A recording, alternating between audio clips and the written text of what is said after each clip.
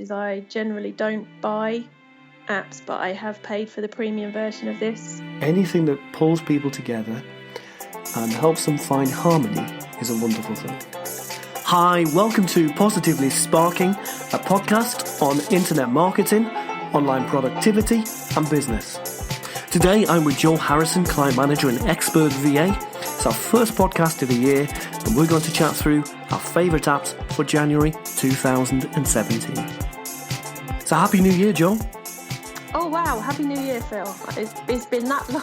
Yeah, it's been that long January. indeed. It's good to be back on the podcast. You know, I've been sunning myself a little bit in New Mexico, although it was rather cold there, really. But it was beautiful and sunny, and the desert is always a special place to see in winter. Really, I've never been to the States, so I have no idea what it would be like. We should go sometime. I'll take you sometime. Okay. How about that? There's an offer. Just check with your wife just to make sure. And likewise, okay. you with Jerome. So what about yourself? What did you do over Christmas and New Year? I had a very quiet Christmas. Actually took the week off work for a change and just did nothing really. Watched lots of telly. Took the dogs out for long walks. It was good really. Quiet. Sounds a perfect Christmas. Yes, it was. Did you look at any apps over the Christmas period? I did actually. One of the apps I'm going to talk about today is one of the ones that I picked up over Christmas. Oh, interesting. There we go. Yes. Mm-hmm. Before we go into things, just tell us about Micro Biz Matters Day. Yeah, that was last week, and it was a massive. It was a massive event, to be honest, and I didn't realise how big it was going to be until the actual day when it all came together. I didn't go this year. I was there last year in London, so I was doing everything from home. And Micro Biz Matters Day is it's recognition for small businesses, micro businesses, and basically helping each other and trying to get the word out there.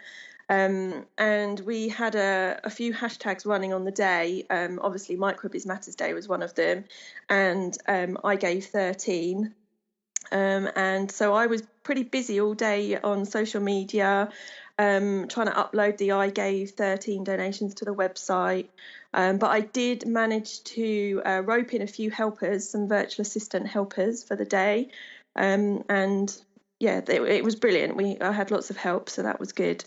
And we were trending on Twitter for most of the day on Friday. Fantastic. Do you know, I remember the days when you first got involved with that particular event, and it has grown so much in what, 2 or 3 years? It's 3 years. This was the third one this year, so 3 years. Wow, there we go. Yeah, and it's going to be obviously bigger next year. I don't doubt this. You know, so, and does it do a lot to enhance your own reputation as well, do you think? I think so. Last year I gained a couple of clients from actually being at the event, because obviously they met me in person. So that was good. I mean, this year I've made quite a few new connections on LinkedIn with people that I've spoken to on email, trying to get their profiles on the website. So this year I've been speaking to Fujitsu, I've been speaking to 123 Reg. So it's quite good. Wonderful. If anyone hears my voice do strange things in this podcast, it's down to some New Year flu, so I'm going to apologise for that now. I was meant to call you Zed when we start speaking. There we go. So do you think that it also brings awareness to the type of business that you are and many people are these days, which is what Tony, who's on the podcast next week, the kind of founder of Micro Biz Matters Day, that's really the big issue he's trying to raise awareness on, isn't it? Yeah, exactly. And he has some campaigns running all year round, one of which is pay in 30 days, because obviously a lot of small businesses don't get paid quickly if they work for big corporates. He's campaigning all year round for various things which micro biz companies have issues with. So it's really good, and I think we've got so many people on board now, and some of them are corporates, but they understand the micro business. It's getting really well known now, and it's too big for me. In fact, next year we're having a helper for me. So wow, There we go. So someone under your command. Well, maybe. They're going to have to be ship shape. I know you. Yeah. Well, that sounds great, Joe. And so where can everyone go to learn more about next year's events and everything that goes on in between? Well, the website is microbizmattersday.rocks. It's not currently up to date with next year's dates and everything on there because I've not had any internet all week. So that's on my to-do list now today because obviously my internet's come back. But yeah, next year is the 12th of January, 2018, and we will be starting to promote it really soon because they're already promoting it really soon, so we're already promoting next year, and we got so many pictures on social media from the event. It's brilliant. Fantastic. So from there, Joe, what's your first app to recommend to microbiz companies out there or people who use your productivity knowledge and apps to their benefit? Well, actually, it ties in very well with Microbiz Matters Day because it's an app that I actually literally just started using last week. And it was recommended to me by the lovely Imogen Allen, who is actually in the Facebook group that we're part of, my Facebook group, the online apps and tools. And the app is called Tagboard. Okay, tell me more. And so Imogen recommended this to me just as we were having a conversation, and I looked into it because we was trying to search for some hashtags to promote, obviously, Microbiz Matters Day on Twitter. And I actually looked at it and I thought, wow, this is really good. It's not just searching for hashtags. You can actually create a board of a particular hashtag. So I obviously spent a lot of time setting up these boards. So I've set up a board for hashtag Microbiz Matters Day and hashtag I Gave 13. And it not only pulled together all of the social media updates from the day and before, it was a good way for me to make sure I was spotting all the I Gave 13 donations, because I could easily just scroll down and look at all of those tweets, or they were on Facebook as well. It's not just Twitter. So, and even now it continues, and it's a set board, and I can just go in there and I can just see an overview of all the social media updates around Microbiz Matters Day. I'm just looking at what I think is your board now. Is that right? I've just sort of gone onto Tagboard and typed in Microbiz Matters Day, and it's pulled together lots of things that people were tweeting on the day. Yeah, and it's after the day as well. It's still up to date. Yeah. Obviously 20, which is today, isn't it? The 20th of Jan. Yeah. Mm-hmm. And then there's you've got the latest board, and you can click on featured, and you can see that there are posts on there that I've featured. So some of the good ones that I obviously wanted people to look at. So the broadcast schedule, some videos, some images and stuff. Wow. Most of the posts I'm seeing are actually on Twitter. I mean Facebook, sorry, but they're not as popular as on Twitter. And I read something the other day that was saying that you shouldn't use many hashtags on Facebook. I can't remember what I was actually reading. It was by Neil Patel, because I was going to mention the same thing. And he was saying that if posts which have hashtags on Facebook are actually read less than ones that don't. Really? Yes. Okay, yeah, it's probably what I was reading then, yeah. And they say obviously you shouldn't use you don't really need to use hashtags on Google Plus either, because that does it automatically when you write a post. And obviously no hashtags on LinkedIn. That's a proper no. Sure. So really Twitter's the only place that powers hashtags in a conversational sense. I know we have Instagram and other types of social media which are more image driven perhaps. So Twitter's become the one place that hashtags really matter, I would say. Yeah, no, I think so. And Tagboard isn't just for Twitter. There's the networks on there are Facebook, Twitter, Instagram, Google Plus, Vine, and Flickr. So I mean, this board is particularly Twitter based, just because Microbiz Matters is mostly Twitter. I mean, Tina and Tony both tweet a hell of a lot. But there was a lot of Facebook on there on the actual day last week, because we had some of our head roadies were actually doing Facebook live videos. So these were being posted on there as well, as long as they put a hashtag on it, obviously. Very good. So there's two things there. You got the app which you're recommending, and in many ways Tagboard gives another reason to use hashtags, because it means that they'll draw you into boards that anyone else makes as well. Exactly, yeah, exactly. So you can easily search for your own business. You can search a hashtag that's relevant, and then you can see kind of an overview of everything that's being posted around relevant to your business, really. I mean, Tagboard does a lot more than just what I've mentioned. I mean, I was looking at this morning, and it's actually used, you can actually embed it into platforms, so you can have it on a large display. You can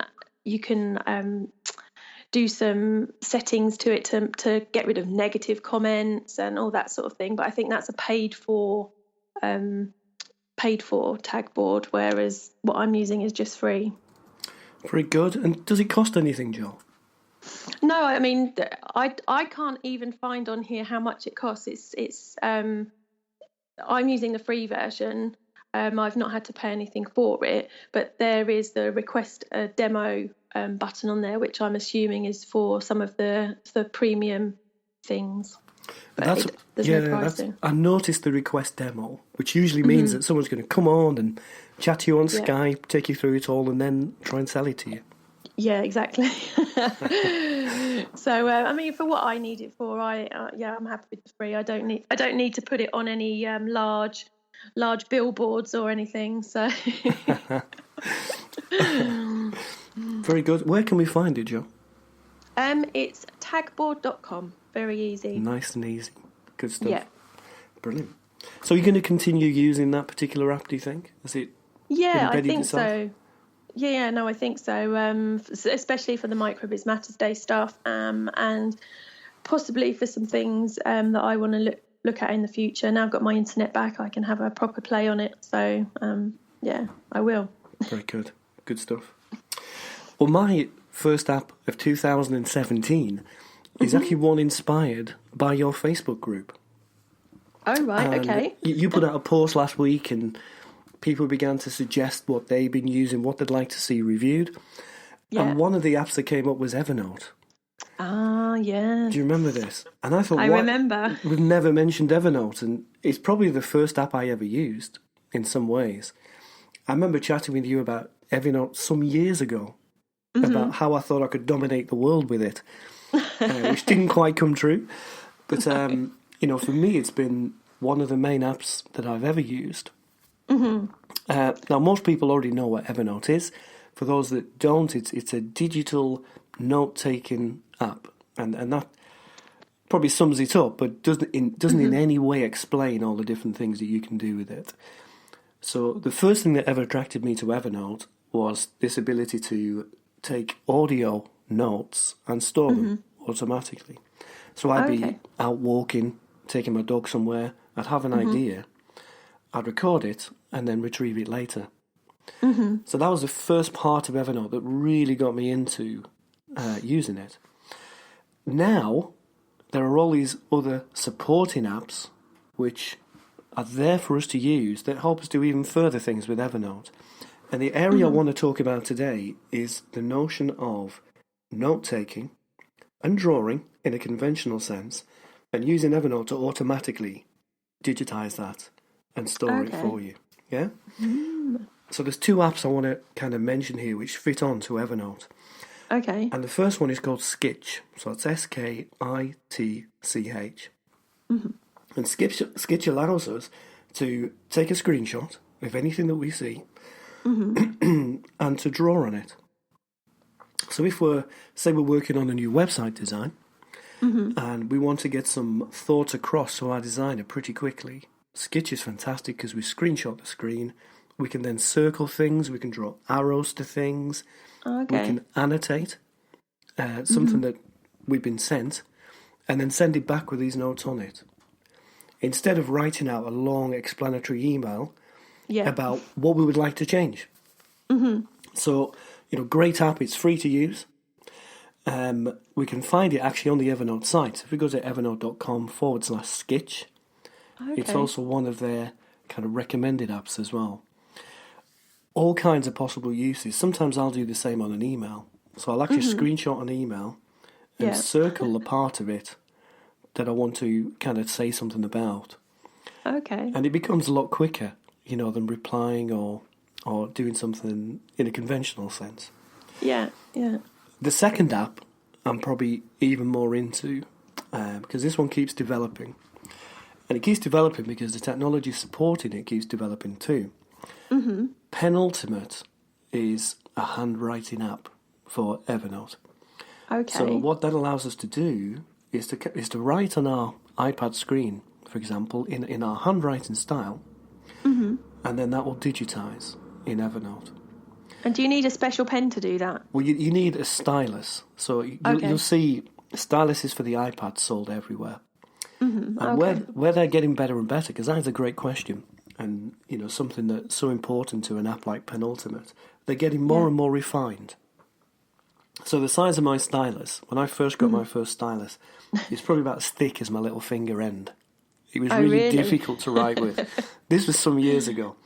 Yeah. But now I actually got one, I'm getting one for my birthday, which, as we know, is very soon. I probably shouldn't know this, but let's talk about it today. It's really tiny and refined. Okay. So it's very, very close to a conventional pen. Oh. And suddenly, for the first time, I really feel like I can write in a normal sense and digitize this to Evernote, which is an amazing thing. Yeah, I don't know whether I could use it. I tend to drag my hand across. How would that affect when you're writing? If you end up with your hand on the screen as well? It would be fine, because the only part of the handwriting that would appear is from the stylus. Okay. So whereas Sketch will allow you to use your finger to write, Penultimate won't. You see, I don't have an iPad. You can tell, can't you? We could do the same on your iPhone, but it would be a little more complex. Bit difficult. Things like this will also work. Nowadays we have a growth in touch-sensitive screens. And so this will also work on something like that as well. Okay. And, our new generation of computers really are somewhere in between an iPad. I'm saying an iPad, it can also be any kind of tablet. So somewhere in between a tablet and a computer. Yeah. So I think the more we progress in that manner, the more we're going to see this connection between digital and traditional. Yeah. And Evernote have always been at the very forefront of that. I remember discovering Penultimate probably 4 or 5 years ago. Oh, right. So they've always been thinking this way.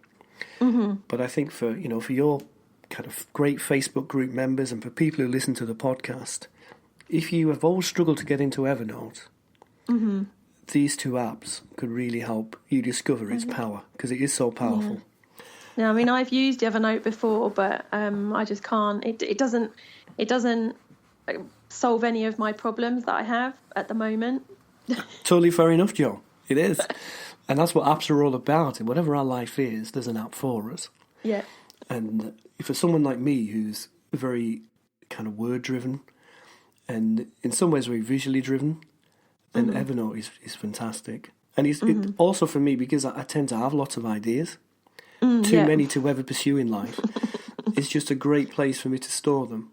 Yeah, no, that's a good idea, yeah. Great. So Penultimate is kind of the same as Sketch. We can find it at evernote.com/penultimate. Both those apps, Sketch and Penultimate, you can download from the app and the Android store if you want to just do that directly. And Evernote is at evernote.com. It's free to trial. You get quite a lot of functionality for free. And if you love it like I do, go for the the Pro account, because it's exceptional. Okay. How are you going to compete with that one, Joe? Well, over the Christmas period, I found, and I can't remember where I found it now. I must have seen it somewhere. I look at so much stuff, you just never know where things come from. An app called Blinkist, which I believe you have used in the past. I have, yes. Yeah. And this is the first time I'd come across it. And it's basically an app which, you can use it in your browser as well. It's not particularly an app. It's basically a lot of non-fiction books transformed into tiny, they call them blinks, which take you 15 minutes to read. So you're technically reading the whole book or the key points of the whole book in 15 minutes or thereabouts. And they have, it says on the website, they have about 1,500 plus best-selling non-fiction books. And I mean, there is loads on there, and I've filled my library up over the last couple of weeks of all the books that I want to read. And it's brilliant. I mean, I can just sit there while my boyfriend's watching rubbish on the telly, and I can sit and read a whole book in 15 minutes. It's amazing. Why is it always the guy that's watching crap on TV?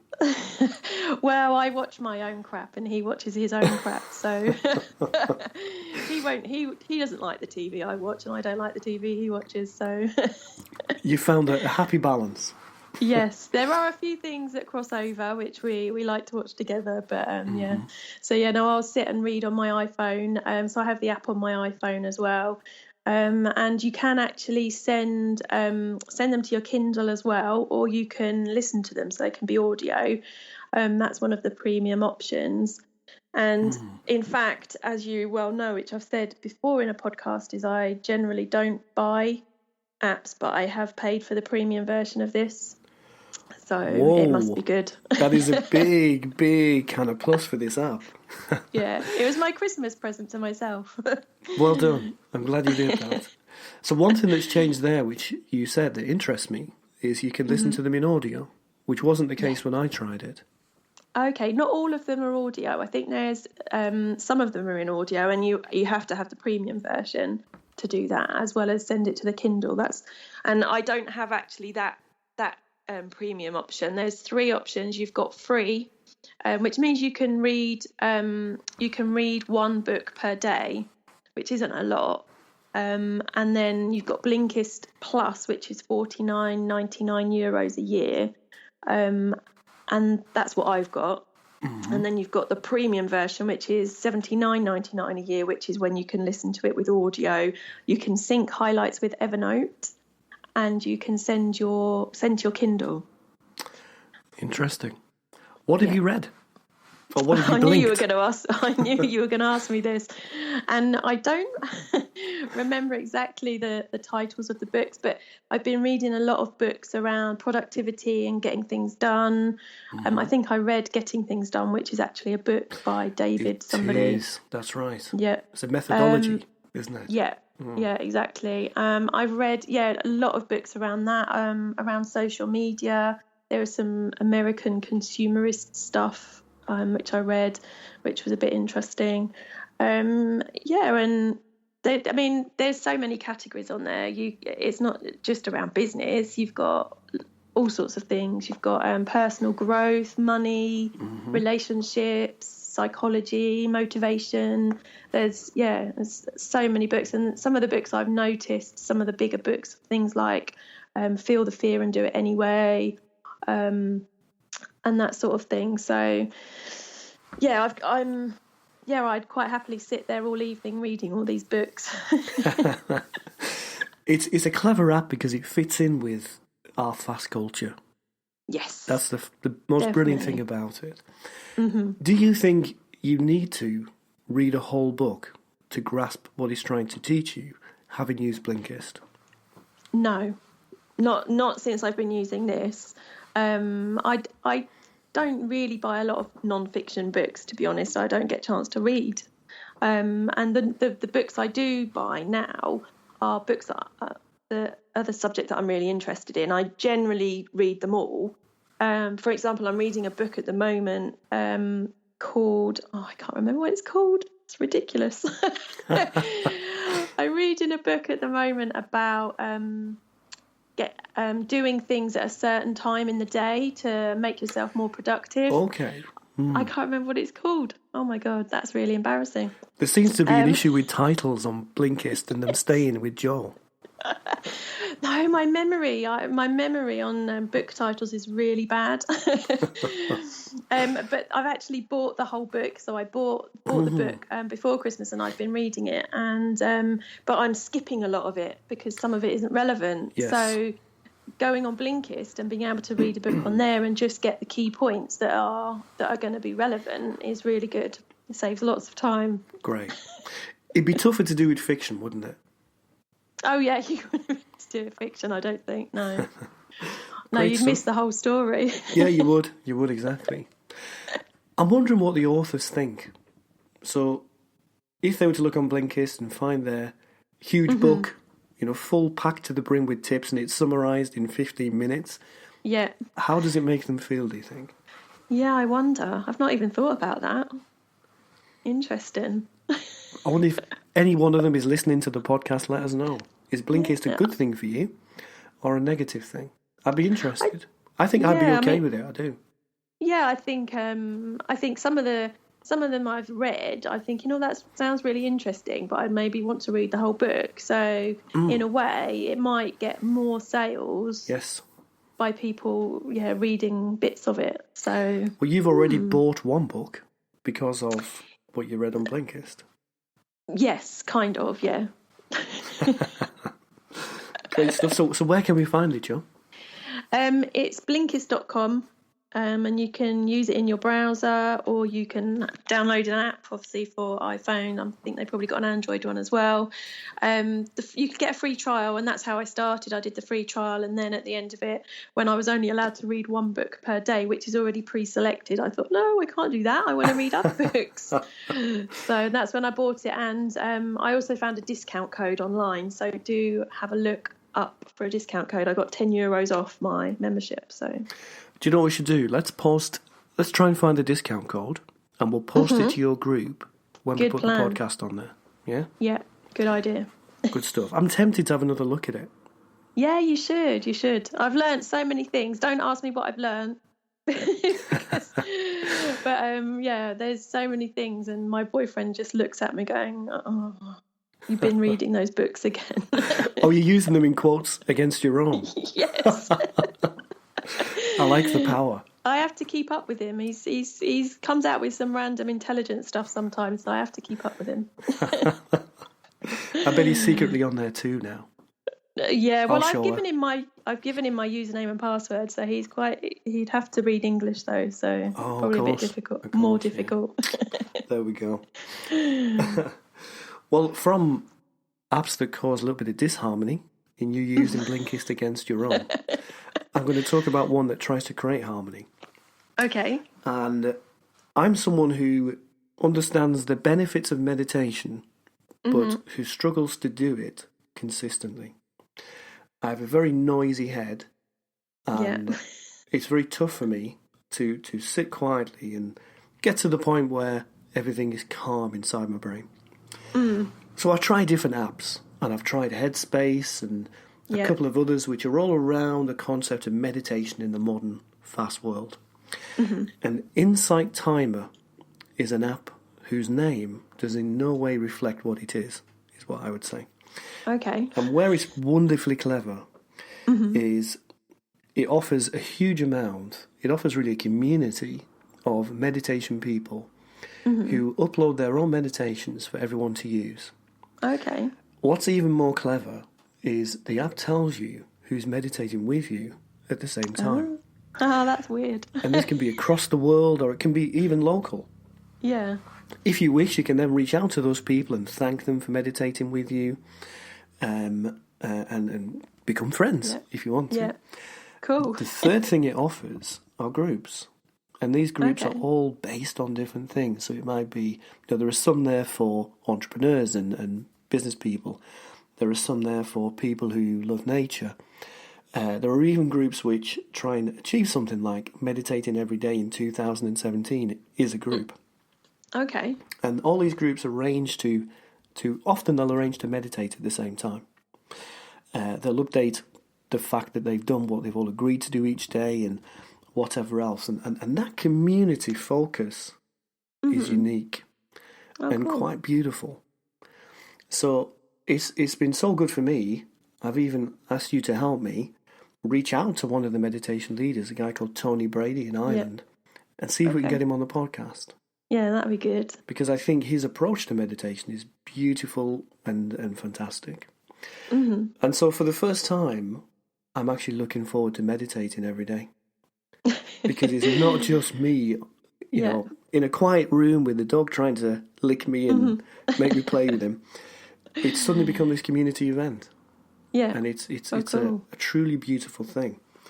So I'm going to encourage everyone to try it out. If you're intrigued by meditation, Insight Timer, so it's Insight, INSIGHT-TIMER.com.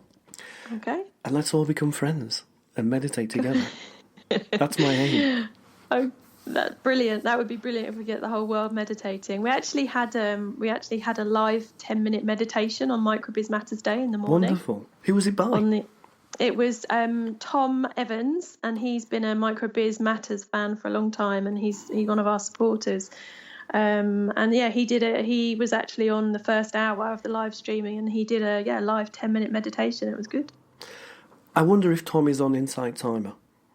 Possibly, yeah. I could ask him. See if he is. It'd be great to know if he is. And there's so many people on there that you don't expect to find. So you know, almost everyone who's involved in the world of mindfulness and meditation has an account on Insight Timer where there's various meditations to do for free, and you know that they use that because it gets them great exposure as well. Yeah, definitely. Yeah, I mean, I've never really been a meditation type of person. I think I'm too highly strung and stressed to meditate. I'd probably need it. That's what I was going to say to you, Jill. This is the contradiction of meditation and mindfulness. Is when we think we're not the type of person that it's right for, it means it's actually... We need it the most. Yeah, we need it the most. And you know, and you do, when you run your own business, and when you work a lot on your own, it's more stressful than it is for someone who is going into an office every day and has a conventional job. There are other benefits that we get, but anything that pulls people together and helps them find harmony is a wonderful thing. Yeah, I should give it a go, really. I'm going to encourage you to come on. In fact, let's do this, okay? Sign up. Don't give me another. This is your task. This is your task. This is, I adore you, Joel. This is from the goodness of my heart. I want you to find harmony. Come on the app, sign up, become friends with me, and let's give it a go. Okay, I will have a look into that then. And just on the whole challenge thing, I think you challenged me to publish my e-course. This is what I was going to talk to you about next. That's right. Yeah. Now, you've not done an e-course, but you have published a book. I have, yeah. The e-course is now a book, and it's published, and it was published at the beginning of January, so it's now available on Amazon. How do we find it, Joe? What's the web address? It's a bit long. You'd have to probably go into Amazon and search for the title, which is How to Successfully Market Your eBook. If you send me the link for your ebook, I will create you a nice little short link that will actually open up the relevant Amazon store to wherever someone is. So if they're American, that would be wonderful. If it's British, they'll open the British store. So send it over, we'll get that up there, and we'll post it on the notes for the podcast. Brilliant. Yeah? Brilliant, thank you. So that's my challenge for last year done. So my challenge for this year is to meditate, I suppose. It is. It's to meditate and to get a second book out. I think that's the next thing. Talking of books, the name of the book that I forgot I was reading earlier on is called The Power of When. Oh, okay. And it's by the sleep doctor, Michael Bruce. I think that's how you pronounce his surname. If anyone's interested in looking at it, it's you learn the best time to do everything, from drinking your coffee to having sex or going for a run, by finding out what your chronotype is. And you can actually do a quiz on the website. And just if anyone's interested, I'm a dolphin. I'm intrigued to know what I am. You have to go. The website is thepowerofwhen.com. Thepowerofwhen.com. There we go. So, if you read this book, wouldn't it make traffic jams more irritating? Because suddenly, your prime time for doing whatever, for drinking coffee or even having sex, that'd be the worst one. You're missing out. Yeah, unfortunately, my chronotype doesn't match up to my boyfriend's chronotype, so yeah, we're at odds at the moment. Funny. So what do you do in that instance? I'm ignoring him. No, it's mainly about sleep. The sleep. He needs more sleep than me, so he's always asleep and I'm always awake. There we go. Yeah, well, it is interesting anyway. So I just wanted to say that because I'd forgotten, embarrassingly. That is great to say. Thank you very much. So what's going to be your app of the week? My app of the week is going to be Blinkist. Blinkist, well done, great choice. I think it's a good app. Yeah.